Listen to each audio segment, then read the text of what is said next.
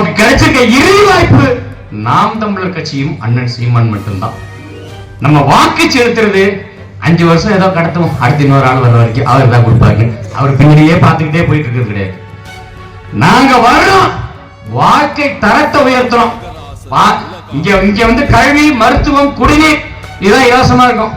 உடல் ஆரோக்கியம் மனிதனுக்கு ரொம்ப முக்கியமானது, அதை இலவசமா தர்றோம். அறிவை வளர்க்கிற கல்வி இது இலவசமா வேணும். குடிநீர், நீர் ஆதாரம் அது வேணும், இதை இலவசமா கொடுத்துருவோம்.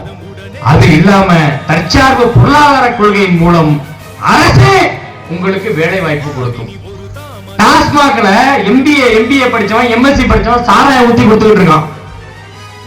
அவனை வந்து அரசு அதிகாரி அவர் ஏத்துக்குவீங்க, விவசாயி ஏத்துக்க மாட்டீங்களா? தற்சார்பு பொருளாதார கொள்கை ஏத்துக்க மாட்டீங்களா? அன்பு மக்களே, நாங்கள் உங்களுக்காக நிக்கிற பிள்ளைகள், நாங்கள் எப்போதும் ஓய மாட்டோம். என்ன நடந்தாலும் சரி, நாங்க உங்களுக்காக, மக்களுக்காகவும் மண்ணுக்காகவும் போராடி கொண்டே இருப்போம். கோரிக்கை நான் உங்கள்ட்ட கேட்கிறேன், சிறந்தாழ்ந்த கோரிக்கையா கேட்கிறேன். நாம் தமிழர் கட்சியோட வரைவை படிங்க, கண்டிப்பா படிங்க.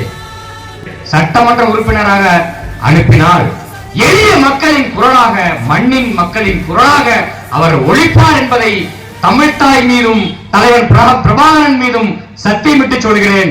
விடைபெறுகிறேன். நாம் தமிழர்.